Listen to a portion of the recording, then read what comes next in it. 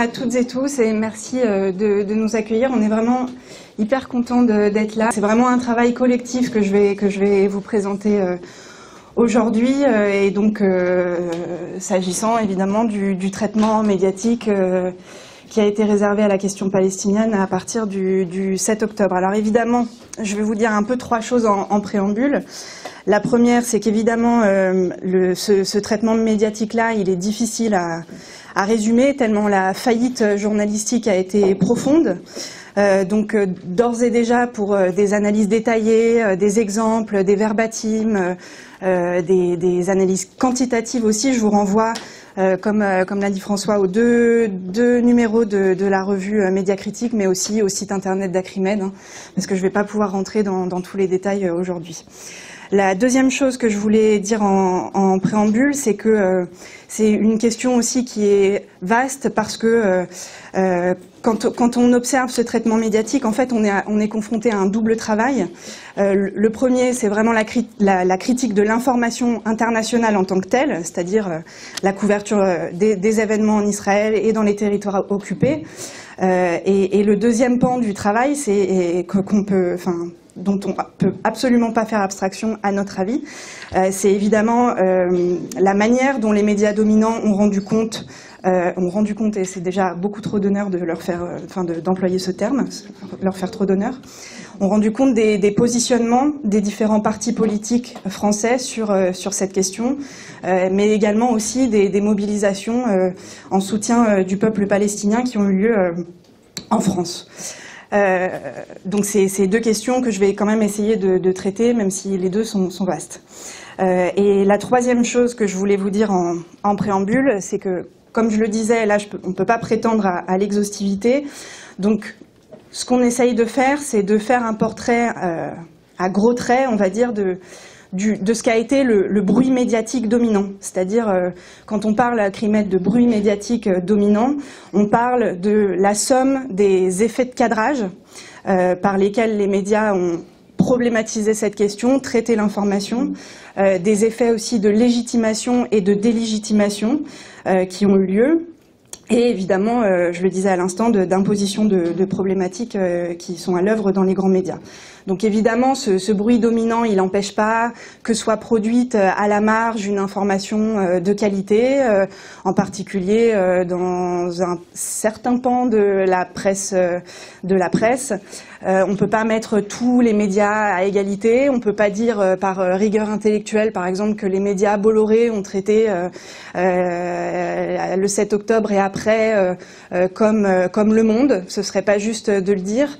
Évidemment que les médias audiovisuels et a fortiori les chaînes d'information en continu ont comme d'habitude exacerbé les biais qu'on trouve dans les médias, mais le point principal c'est ça, de vraiment mettre en valeur ce qui a été quand même des tendances lourdes qui ont contribué à verrouiller le cadrage de l'information dans quand même une grande partie de l'espace médiatique. Donc c'est un peu ça que je vais essayer de vous présenter à travers ce que nous on a identifié et critiqué comme le cadrage global à partir du 7 octobre. Et donc à partir du 7 octobre et dans les mois qui a suivi, la lecture médiatique qui a été imposée par la quasi-totalité des chefferies éditoriales a reposé sur trois lignes directrices. La première, tout a commencé le 7 octobre. La deuxième, Israël procède par conséquent à une riposte. Et la troisième, cette riposte ne viserait que le seul Hamas. Ça, c'est les trois lignes directrices que sur lesquelles je vais essayer de revenir un peu à gros traits.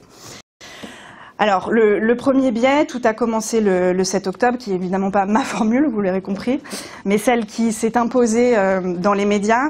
Ça révèle en fait un travers assez ordinaire dans la couverture journalistique de l'information internationale, mais particulièrement s'agissant de la Palestine. C'est un biais qu'on pourrait, si vous voulez, qualifier par deux autres termes, à la fois le présentisme des médias et aussi la dépolitisation de l'information. C'est-à-dire une propension systématique à déshistoriciser chaque nouvelle étape de ce conflit, comme si elle ne s'inscrivait pas à la fois dans une histoire longue et dans un contexte spécifique. Donc au lendemain du 7 octobre, la plupart des journalistes et des commentateurs ont véhiculé et imposé en réalité la perception d'un événement qui ne sortirait de nulle part, qui serait sans cause, sans explication, etc. Et dire tout a commencé le 7 octobre, c'est pas une formule abusive parce que on a pu retrouver cette formule et moult variantes dans des articles de presse, dans l'audiovisuel, au point que, y compris plusieurs mois plus tard, des journalistes qui s'attachent dans des articles à, je cite par exemple, donner les principales dates clés du conflit pour le comprendre, démarraient leur propre chronologie au 7 octobre. Et donc, ce n'est pas une petite affaire, puisque évidemment, dès les premiers jours, les intervenants qui ont tenté en fait de se livrer à une contextualisation historique des massacres perpétrés par le Hamas ont non seulement été totalement marginalisés en fait dans les grands médias, mais ont immédiatement aussi été disqualifiés, puisque leur approche était taxée de perspectives, on va dire, au mieux relativistes, au pire, monstrueuses. J'ai en tête notamment une déclaration qu'on avait relevée aussi dans une vidéo qu'on a faite pour Blast de Raphaël Enthoven, qui utilisait littéralement ce terme face à Pascal Praud dans mon souvenir. Ouais, ça plante un décor, comme on dit. Le rappel du contexte n'avait pas vocation à excuser, mais essayer de situer, de comprendre et pourquoi pas, ce qui est compliqué apparemment dans les grands médias, de réfléchir. Et donc pour nous, dès le mois d'octobre, en fait, ça a été important de vraiment rappeler et marteler combien cet appel littéralement à verrouiller le débat public et le débat démocratique a été délétère. Parce que on était dans un moment de crise intense où, de fait, des décisions politiques et militaires aux conséquences extrêmement lourdes sont engagées. Et la deuxième chose aussi la deuxième raison pour laquelle c'était important de le marteler, c'est qu'en réalité, cet appel à dépolitiser la réception des événements sous-tendait lui-même une lecture éminemment politique de ce qui venait de se produire, puisque pour la quasi-totalité des éditorialistes, on assistait, et c'est comme ça qu'ils le présentaient, à un affrontement entre civilisation et barbarie. Donc cette lecture, évidemment, elle doit beaucoup, ce cadrage médiatique doit beaucoup au fait que, comme dans toute période de crise intense, encore plus que d'ordinaire, on devrait dire, les médias dominants ont évidemment une tendance à s'aligner à la fois sur l'agenda et sur le positionnement du gouvernement français et de son soutien inconditionnel à Israël au départ. Mais donc, du coup, ça explique en partie comment tout ça s'est traduit par une adhésion idéologique sans que ce soit forcément présenté ni même pensé comme tel parmi les chefferies médiatiques, au récit selon lequel, évidemment, Israël mènerait une guerre juste, avec 1000 guillemets, ce qui a favorisé et légitimé la rhétorique de l'extrême droite israélienne et française d'une guerre de civilisation, entre guillemets, pour la défense, entre guillemets encore, des valeurs occidentales. C'est une lecture que vous aurez, si vous avez suivi les médias, beaucoup entendue, qui a évidemment participé de la légitimation de l'offensive militaire engagée par Israël contre Gaza, et pas seulement Gaza, et qui continue, y compris encore aujourd'hui, à cadrer la séquence. Et cette lecture, je vous parlais là des biais, on va dire, politiques, quoi. C'est important, sans doute, d'en faire un point aussi maintenant, c'est que c'est aussi dû à ce qu'on décrit depuis longtemps qu'on s'intéresse à Acrimed, à cette question, c'est-à-dire une inculture, une méconnaissance de nombreux journalistes de la question palestinienne et de ce qui se passe sur le terrain. Et donc quand on dit ça, on ne peut pas s'empêcher de dire que il y a une désertion volontaire de la part des chefferies médiatiques, une désertion à la fois intellectuelle et informationnelle de la région, par la plupart des médias français avant le 7 octobre. C'est vraiment une cause structurelle, là pour le coup, de long terme. Il y a plein de symptômes. On avait interviewé pour Acrimed Jean Stern, qui travaille entre autres pour Orient 21, qui nous rappelait quand même que TF1 avait fermé son bureau de Jérusalem en 2019, que France 2, me semble-t-il, en a encore un, mais que en 2011, ce bureau a été amputé, par exemple, des deux tiers de ses effectifs, et qu'à l'époque, c'était pas moins de 7 personnes sur 10, par exemple, qui avaient été licenciées. Donc voilà, ça va être des correspondants permanents qui se font rares, puisque les chefferies médiatiques, par intérêt économique, mais pas que, leur préfèrent des envoyés spéciaux qu'on va dépêcher sur le terrain de manière totalement irrégulière et qui ne connaissent pas le terrain, par définition.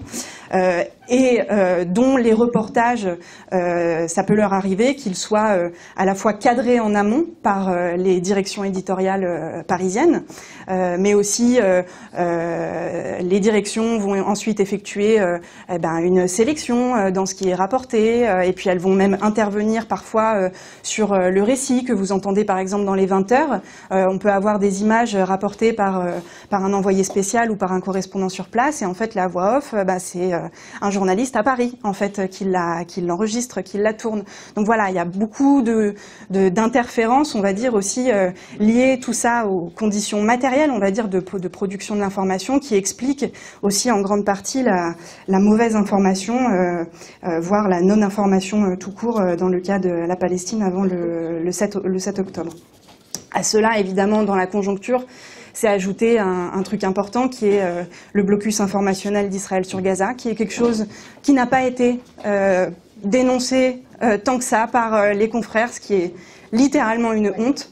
Et je parle même pas de la solidarité corporatiste, qui est quand même une règle dans cette profession, avec les plus de, je sais même plus à combien on en est, je crois que le dernier décompte c'était 158 journalistes palestiniens qui ont été tués à Gaza. C'était pour vous donner un petit point là. Sur les conditions matérielles, je pense que vous connaissez, mais sur ce point, j'aime bien renvoyer, on en parlait tout à l'heure, à la fois à un article qu'a publié Clotilde Mravko, qui écrit un peu pour Le Monde, me disait François aussi dans Ouest France, et puis dans d'autres médias. Elle a publié un papier très intéressant là-dessus sur Orient 21, et un document que je trouve vraiment très touchant et très informationnel aussi sur la question des médias, c'est le podcast de Marine Vlahovic. Je ne sais pas si vous la connaissez, elle a été correspondante entre 2016 et 2019 en Palestine pour des radios publiques, et dans un podcast qui s'appelle Carnet de correspondante. Elle a tourné 5 épisodes, et elle revient vraiment sur ce que veut dire en fait, sur les conditions vraiment de production de l'information, sur comment faire son métier là-bas. C'est vraiment très édifiant. Elle est en Égypte, elle espérait pouvoir entrer à Gaza. Elle l'a pas pu, mais elle a encore beaucoup de contacts, journalistes ou non, sur place, qui sont aussi par ailleurs ses amis.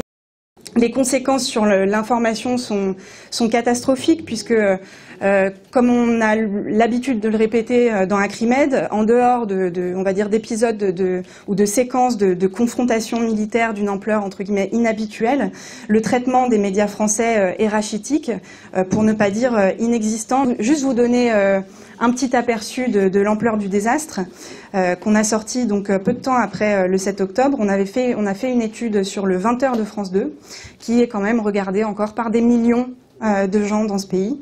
On a regardé donc le 20 heures de France 2 entre le 1er janvier 2023 et le 1er octobre 2023. Et donc, sur ces 9 mois, il n'y a eu que 10 sujets sur le conflit et sur la région plus généralement. En 9 mois, les Palestiniens ont eu un temps de parole de 33 secondes. Voilà. Un seul sujet à porter sur les exactions des colons dans les territoires occupés, et il n'était pas mis en perspective avec le bilan, évidemment en hausse des premiers mois de l'année. La campagne de bombardement israélien à Gaza en mai 2023 qui a fait l'objet de 2 brèves pour un total de 17 et 20 secondes respectivement. On part du même constat. On avait fait aussi une étude sur le traitement, honteux, indigent de France 2, par France 2 de l'assassinat de Shirin Abu Akleh aussi. Puisque là on avait relevé que le sujet, ça avait fait l'objet de 2 sujets, 4 minutes et 18 secondes en 32 jours. C'était 1,3% d'antenne, du temps d'antenne dédié aux sujets internationaux sur la même période. Et c'était 6 fois moins sur la même période, c'était un traitement 6 fois moindre que le traitement que France 2 a consacré par exemple au jubilé de la reine d'Angleterre. Voilà. Donc c'est important. Donc en gros, notre constat, il est le même depuis plus de 20 ans, c'est-à-dire que le traitement médiatique des événements qui marquent la région, en gros, qui est une succession de longues séquences de silence, et donc implicitement de calme, entre guillemets, entrecoupées de séquences de violence. Voilà. Après, avec la question que ne se posent visiblement jamais les chefferies médiatiques, c'est comment, vu que c'est calme, on peut avoir des surgissements comme ça de violence, mais pour ça, il faudrait évidemment faire un suivi profond de la région, ce qui, comme on vient de le voir, n'est pas tellement le cas. Et donc, ce traitement-là, ordinaire, on va dire que évidemment, ça contribue à normaliser le fait colonial et donc une situation structurelle d'oppression. Ça laisse précisément dans l'ombre l'habituel et l'ordinaire des Palestiniens, des violences systémiques, multiformes et quotidiennes. Et d'autre part, ça entretient la déshumanisation, qui travaille aussi les imaginaires et qui fossilise une distance avec le peuple palestinien, si je voulais employer une formule un peu triviale, je dirais un peu loin des yeux, loin du cœur, mais qui empêche, et ça il faut le comprendre, fondamentalement ça empêche toute forme d'identification, de compréhension, et y compris d'empathie à l'égard des Palestiniens, ce qui n'est évidemment pas sans incidence sur ce qu'on va voir ensuite, sur le traitement médiatique. Parce qu'évidemment, cet effacement en fait, de décennies de situations d'oppression et de conflits est à l'origine de la deuxième ligne directrice dont je vous parlais au début, et qu'ont adopté les médias dominants. C'est-à-dire que puisque tout a commencé le 7 octobre, l'État d'Israël est logiquement la partie qui réagit.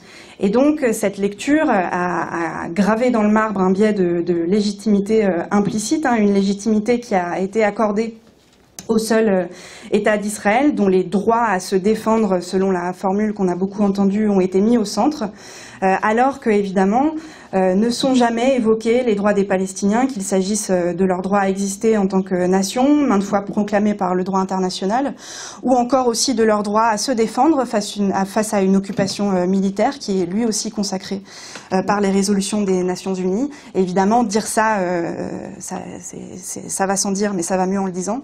C'est une remarque générale qui n'est pas rappelée par les médias, mais qui ne légitime évidemment pas des massacres contre des civils et des crimes de guerre qui ont été commis. Mais voilà, en tout cas dans les médias pendant des semaines et des mois après le 7 octobre, l'idée d'une riposte entre guillemets inéluctable et légitime a constitué l'alpha et l'oméga du débat autorisé, et ça a contribué à ostraciser grandement non seulement à ostraciser les appels au cessez-le-feu, mais ça a aussi disqualifié en fait les marques de solidarité envers le peuple palestinien, qui ont été suspectées de bienveillance à l'égard du Hamas et ou de soutien au terrorisme.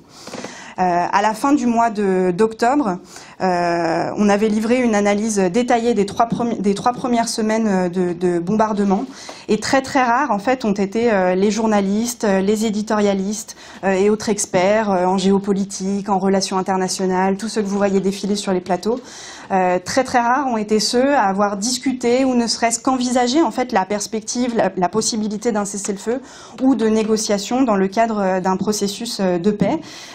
Et comme on le relevait sur la base de moult verbatim, transcriptions d'émissions, relevés dans la presse, etc., l'ensemble des commentateurs s'est plutôt divisé en deux catégories. Alors les va-t-en-guerre d'une part, et de l'autre les partisans de ce qu'on a appelé une cécité volontaire. Et donc chez ces derniers, le discours qui postulait ou qui sous-entendait qu'Israël n'aurait pas d'autre choix s'est accommodé de fait de ce qu'ils appelaient aussi des dommages collatéraux, donc c'est-à-dire la mort dans les 3 premières semaines déjà de centaines puis de milliers de civils gazaouis. Et les quelques intervenants qui sont passés, marginalisés dans les médias, qui en appelaient concrètement à la désescalade, par exemple, ont été disqualifiés, renvoyés dans le camp des naïfs et suspectés au mieux d'ingénuité. Donc voilà, en gros, le message a oscillé entre une légitimation explicite de la réponse militaire israélienne et la déresponsabilisation d'Israël, généralement, du coup, au nom de ce prétendu fatalisme de la riposte. Et ce fatalisme de la riposte, il a notamment été motivé par le leitmotiv selon lequel Israël serait en guerre contre le Hamas et lui seul et viserait à le détruire. Donc ça aussi, vous l'avez entendu beaucoup répéter dans les médias. Et donc ça, c'est là, et ça continue. C'est là le troisième biais du cadrage médiatique général, en fait, qui a contribué aussi à la dépolitisation du récit médiatique et qui s'est notamment donné à voir dans la façon dont la séquence a été, et vous avez raison, continue d'être nommée. Et là, on pense évidemment à la titraille générique qu'ont employé la totalité, quasi-totalité des médias dominants, c'est-à-dire guerre Hamas-Israël. Ou guerre Israël-Hamas. Donc on vient de parler là du premier angle mort majeur que cette formule véhicule, puisque évidemment ça entérine un élément, un pilier central de la propagande israélienne. Mais cette formule, elle est aussi problématique pour deux raisons supplémentaires.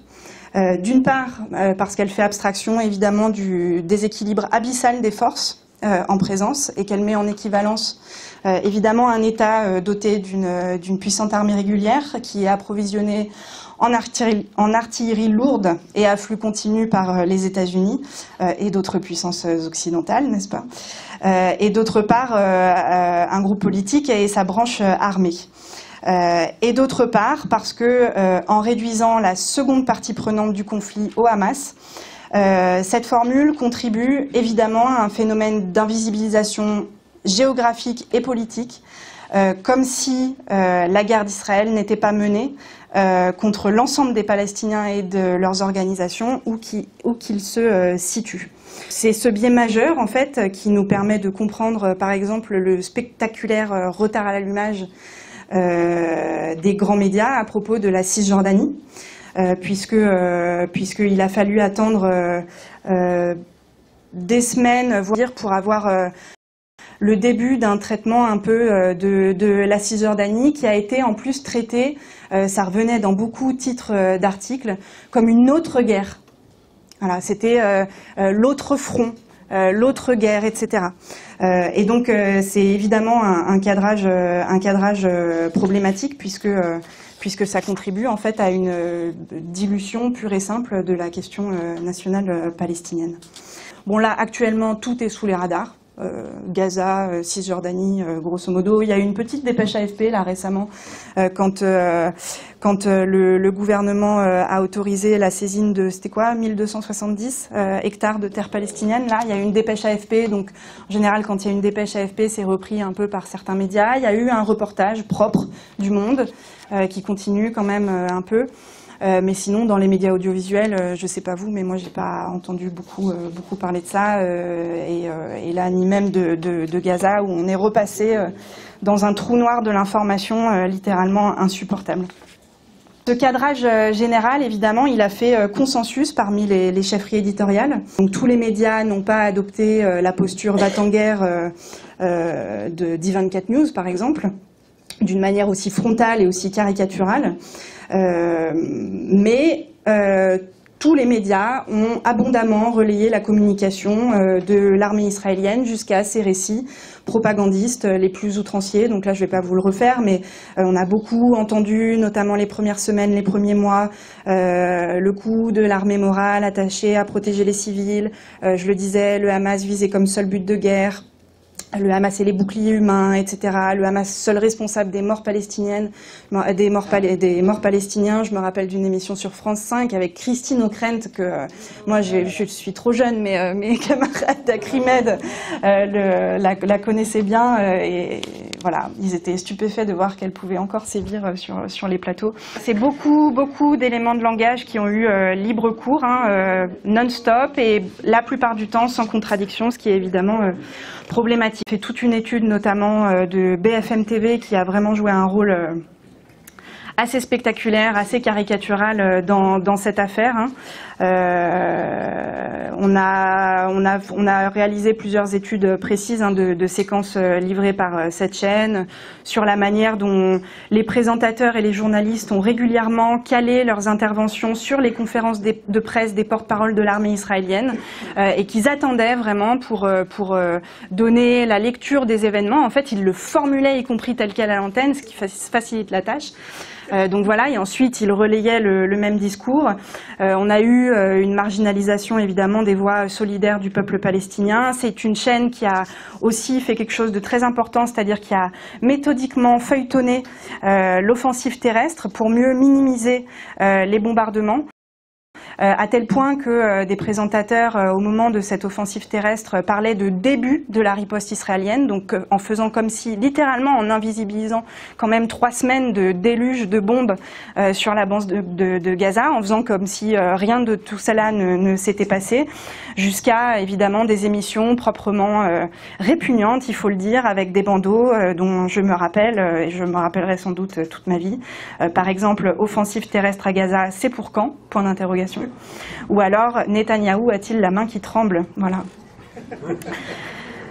Mais voilà, il y a eu aussi Europe 1. Europe 1, je vous en parle un tout petit peu parce que quand même, et puis j'avais fait le papier avec un camarade d'Acrimed qui est là, qui s'est donné beaucoup de mal aussi pour faire un comptage, et on avait relevé que du 7 octobre au 29, enfin on a regardé la matinale de Dimitri Pavlenko, du 7 octobre au 29 décembre, la question palestinienne a été la question qui a été le plus traitée. Elle a fait l'objet de 15 entretiens. Il n'y a pas eu une seule fois, un bilan des civils tués à Gaza, et aucune voix qui ait été en soutien du peuple palestinien, ou simplement même en capacité en fait de donner des informations sur ce qui se passait. Traduit en chiffres, on avait compté 2 heures d'antenne cumulées sur ce sujet, et Gaza et ses habitants ont fait l'objet d'un traitement de 1 minute 30. Voilà. Et dans l'interview de Sonia Mabrouk, qui était aussi une question très abordée, c'était 5 heures d'antenne sur la question palestinienne, sur les événements 7 octobre, etc. 5 heures d'antenne, 6 minutes sur Gaza et ses habitants. Voilà, je ne vais pas non plus, quand on parle de propagande de guerre, il faut aussi mentionner, évidemment, on ne peut pas faire l'impasse sur évidemment les fake news qui ont été reliées à propos du 7 octobre dans la roue, notamment d'I24 News aussi. Par exemple, les 40 bébés décapités qui ont beaucoup tourné dans les médias français. Et ce qui est important aussi à dire du point de vue de la critique médiatique, c'est que sans qu'aucune autocritique n'ait vu le jour ensuite. Voilà, donc ça c'est un principe général, mais quand même, quand on a affaire à des moments de rouleau compresseur comme ça, c'est quelque chose qu'on garde aussi vraiment en travers de la gorge pour dire le moins. Voilà, donc en gros, présentisme, dépolitisation, suivisme à l'égard de la communication israélienne, accompagnement aussi de l'offensive militaire. C'est un bruit médiatique général qui a facilité, favorisé et légitimé le développement aussi d'un contenu particulièrement problématique fait de double standard, de compassion sélective et finalement d'invisibilisation de la tragédie de Gaza et de déshumanisation des Palestiniens.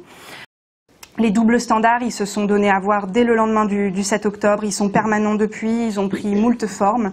Il y a la question, on pourrait évoquer la question des sources de l'information. Le fait, par exemple, que ce soit imposé un phénomène éditorial qui était d'accoler l'expression selon le Hamas quand on donnait le bilan, ça délégitimait systématiquement. Et puis par ailleurs, n'était que très rarement rappelé que l'ONU, l'OMS et des ONG internationales, y compris les autorités israéliennes elles-mêmes, avaient considéraient les données du ministère de la Santé de Gaza comme fiables. On pourrait dire exactement la même même chose aussi de l'usage systématique du terme générique ministère de la Santé du Hamas, en lieu et place de l'appellation officielle de l'institution, et ça, après discussion avec les camarades d'Acrimed, à notre connaissance en tout cas, c'est un choix éditorial unique au monde. S'agissant d'Israël ou même d'autres pays, en fait, on n'a pas connaissance ou on ne pense pas à un journaliste à un traitement journalistique qui associerait systématiquement un ministère au mouvement politique qui le dirige. Et donc évidemment le choix n'est pas anodin, il n'est pas forcément pensé systématiquement comme ça, mais en tout cas quand je vous parlais au début des effets de délégitimation et de disqualification, ça en fait partie. On peut évidemment relever que si la communication israélienne, comme je vous le disais à l'instant, a été abondamment reprise, sans être remise en question, sans a priori en fait sur ce qu'elle pourrait véhiculer en termes de fausses informations, mensonges, etc. C'est exactement l'inverse qui se passe avec les innombrables documents, témoignages, vidéos tournés par les habitants de Gaza, qu'ils soient journalistes, vidéastes ou simples citoyens, c'est-à-dire que les journalistes ont quand même fait un usage pour le moins modéré de tous les documents audiovisuels, écrits qui pouvaient leur parvenir, et que par contre, évidemment, quand une journaliste de CNN a pu arriver dans Gaza et tourner des images, là, elles ont été reprises sans aucun problème, ça a fait le tour des télés, etc. Donc c'est ça qui est vraiment important à comprendre, c'est que du point de vue des chefferies médiatiques, ce qui posait problème, c'est pas tant ce qui était montré ou dit à l'écran, c'est qui le disait et qui le montrait, et évidemment avec un verdict sous-entendu qui était présomption de mensonge pour les uns ou de partialité pour les uns, et crédit de fiabilité pour les autres. Usage immodéré de la communication ou propagande israélienne, et par contre, les vidéos contournées, les soldats israéliens eux-mêmes, de vidéos d'exaction, d'humiliation, etc. Il a fallu attendre longtemps pour en avoir un traitement dans les médias dominants. Libération a fait un papier, Le Monde a fait un papier, mais je veux dire, dans les télés, c'était quasiment inexistant. Or, c'est fort dommage, puisque évidemment, c'est des vidéos qui témoignent évidemment du caractère fondamentalement colonial de ce conflit qui se fonde littéralement sur l'aliénation et l'animalisation du peuple colonisé, animalisation qui était vraiment limpide dans chacune de ces vidéos de soldats qui ont inondé les réseaux sociaux et très peu les écrans des grandes télévisions, et je parle même pas des selfies dans lesquels les soldats israéliens posent et jouent avec des sous-vêtements ou vêtements de femmes, ce qui, comme le rappelait un historien il n'y a pas longtemps, Fabrice Ricciputi, est évidemment un invariant colonial. Le standard aussi dans les interviews, que ce soit des acteurs locaux, des chercheurs français, des acteurs politiques, etc., selon que, évidemment, ils étaient identifiés à tort ou à raison comme des soutiens du peuple palestinien. Il n'y a pas eu le même traitement, ça aussi, dans les médias dominants, par les grands intervieweurs. Les compassions sélectives, j'en parlais, donc ça a été évidemment les grands éditorialistes, Caroline Fourest, qui nous ont expliqué évidemment que toutes les morts ne se valaient pas. On l'a entendu beaucoup, voilà, c'était un discours qui était évidemment très répandu, peu remis en question, et un discours aussi qui visiblement en fait ne demande pas où on leur demandera jamais des comptes en fait. Caroline Fourest, elle continue de se répandre sur les médias, en fait personne va jamais la reprendre et l'interroger en fait sur la fois où elle a par exemple dit au doigt mouillé qu'il fallait diviser les bilans par 10. Alors elle disait par 10 si ce n'est par 5, en plus voilà, ça donne un peu une idée de... À elle, on lui demandera pas de compte. On a fait toute une étude aussi du Parisien, l'incroyable double standard qu'il a été une ligne éditoriale dans les unes du Parisien en fonction de ce qui était montré selon qu'on traitait de Gaza ou des victimes israéliennes du 7 octobre. Pas du tout les mêmes représentations. Dans un cas, il y avait des visages, des noms, une titraille journalistique, éditoriale qui traduisait un engagement affectif, un champ lexical affectif de la rédaction, etc. Pas du tout sur Gaza. C'est un phénomène structurel, presse écrite et audiovisuelle confondus. Et on a fait aussi des études quantitatives sur les unes des hebdomadaires, les unes des quotidiens et aussi la matinale de France Inter. Le constat était le même, hein, un désintérêt manifeste après une attention éditoriale lors des tout premiers jours. Ce qui est important pour nous à dire, c'est que évidemment à l'échelle des médias dominants, ce qui est donné à voir, c'est pas seulement une classique, entre guillemets, absence de considération pour un conflit qui serait éloigné, méconnu ou sous les radars. C'est une cécité manifeste et volontaire concernant Gaza et les territoires occupés. Ce sont des choix éditoriaux avec des critères de sélection qui ne font pas bon ménage, évidemment, non seulement avec la production d'une information digne de ce nom, mais aussi, vu l'ampleur du carnage, avec la morale, évidemment, la plus élémentaire. Puisque totalement banalisées ou invisibilisées, les victimes palestiniennes ne sont pas dignes d'une information, elles ne sont pas une actualité, c'est-à-dire qu'elles ne méritent pas un suivi régulier. Et cette invisibilisation qu'on retrouve encore de manière spectaculaire aujourd'hui et depuis plusieurs semaines est l'expression pour nous la plus aboutie d'une déshumanisation globale des Palestiniens comme individus et comme peuple, relégués, que ce soit intentionnel ou non, aux marges, voire à l'extérieur de l'humanité. Ces phénomènes ne sont pas propres aux médias et on ne peut pas les comprendre si on ne les appréhende pas à la fois comme un symptôme et comme un révélateur de l'impensée coloniale qui sévit dans les sphères de pouvoir en France, qu'elles soient médiatiques ou politiques, mais évidemment symptôme et révélateur d'une droitisation toujours plus féroce des sphères politiques et médiatiques françaises. De toute façon, c'est toujours plus important de parler de l'information internationale parce que, évidemment, c'est sans commune mesure avec ce qui se passe en France. Mais je conclurai pas, évidemment, sans dire un mot de la campagne McCarthyiste à laquelle on assiste depuis 8 mois en France. Les médias dominants ont un rôle majeur là-dedans, majeur. On l'a dénoncé, critiqué avec le plus de voix possible et de toutes les formes possibles dès décembre. On parlait de McCarthyisme, évidemment, ça s'est amplifié au fur et à mesure. Le constat ne fait que s'aggraver. Répression de l'État et des directions universitaires contre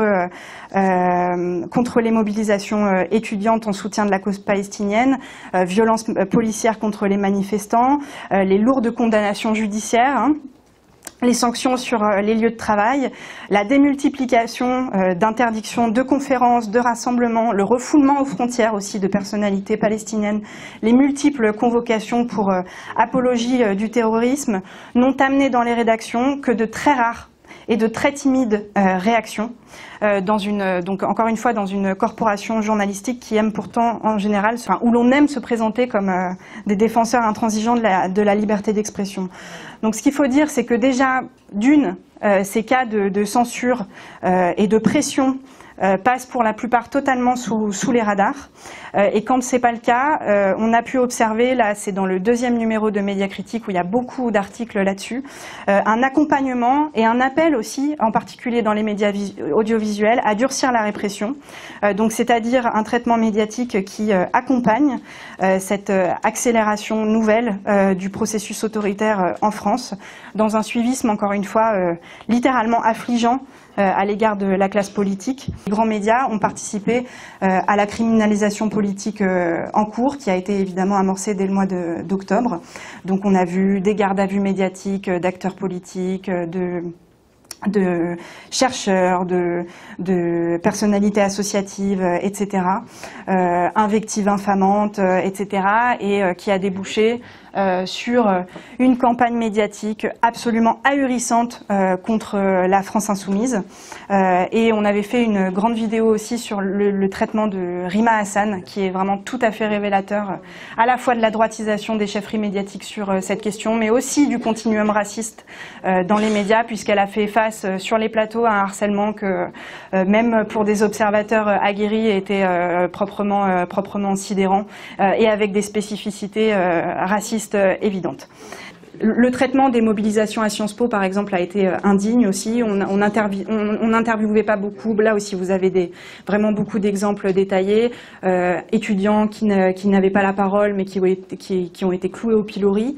Par exemple, on a relevé que dans les espaces médiatiques les plus exposés, c'est-à-dire les matinales, dans l'audiovisuel, il n'y a pas eu une matinale pour inviter un étudiant, à part France Culture, une fois. Et il faut voir les questions que lui a posées Guillaume Erner, qui étaient lourdes de sous-entendus et vraiment scandaleuse pour le coup, traitement là aussi de poids de mesure, etc. Mais voilà, et donc on passait leur temps, les journalistes, à accuser évidemment tel ou tel responsable politique d'instrumentalisation politique, mais ils ne sont pas foutus évidemment d'inviter les premiers concernés dans leurs espaces médiatiques. Depuis plusieurs mois, qu'il s'agisse de la France insoumise en fait ou des mouvements étudiants, tout discours, toute prise de position et toute action de solidarité avec la Palestine est critiquée en soi ou en raison de ce qu'il ne dit pas. Et donc c'est les reproches aussi qu'on leur fait. Et en fait, c'est commenté au prisme de ce que ça pourrait recouvrir en termes d'arrière-pensée supposée et de visée stratégique fantasmée. Ça, c'est pour Mélenchon, la conquête, etc. Vous l'avez lu partout, la conquête de l'électorat des banlieues, avec tout ce que ça traduit de stéréotypes racistes, là encore. Et donc, du point de vue du journalisme, ça, qui est encore une fois largement documenté, il s'agit d'interpréter et de soupçonner a priori, avant même d'informer et de s'être informé. Et donc, c'est pour ça qu'on répète tout le temps qu'en gros, les arguments de fond qui sont défendus par les étudiants, par la France insoumise, etc., finalement, leur importent peu, parce qu'ils ne sont pas documentés, ou alors à la marge, et parce qu'on ne leur prête ni crédit ni sincérité, mais qu'on s'attelle, que les journalistes s'attellent à en imaginer les calculs et les sous-entendus. Cette façon de faire, en fait, il faut comprendre aussi que ça fait plus que piétiner le journalisme et dévoyer en fait les fonctions du journalisme dans les plus grandes largeurs. C'est-à-dire qu'en faisant ça, en fait, les professionnels des médias sacralisent et véhiculent littéralement un mode de représentation confusionniste, si ce n'est complotiste, du monde social et politique. Et ça, c'est vraiment important à comprendre. On aura toutes pu mesurer dans évidemment la campagne qui s'est poursuivi là, pendant les européennes, pendant les législatives, ahurissante contre le nouveau Front populaire, contre la France insoumise, traité d'antisémite systématiquement et tout. On aura tous pu percevoir un moment où on se sent complètement démuni quoi, face à ce rouleau compresseur et que tout s'est tellement inversé qu'on a l'impression qu'on ne peut pas avoir de prise. Et je pense que ce mode de traitement-là, il est important à comprendre et à expliquer aussi, et qui permet aussi de mesurer vraiment le naufrage informationnel et médiatique dans lequel on se trouve. Ce qu'on a toujours dit et très tôt depuis octobre à Acrimed, c'est qu'à la manière d'un redoutable accélérateur, évidemment, la question palestinienne, elle cristallise un processus qui est à l'œuvre depuis plus de 10 ans, évidemment dans les champs politiques et journalistiques français, qui consiste à diaboliser la gauche tout en normalisant et en promouvant l'extrême droite de l'autre main. Et donc, il faut lire cette séquence vraiment de campagne médiatique contre la gauche maccarthiste, à front renversé pour ce qu'elle est, c'est-à-dire un symptôme de la radicalisation des chefferies médiatiques et de l'alignement, on va dire, des représentants autoproclamés du cercle de la raison sur le pôle réactionnaire, qui tous deux communient, on va dire, dans une fuite en avant là, autoritaire et évidemment avec beaucoup de relents islamophobes. Voilà, bon, c'était un gros trait, désolé.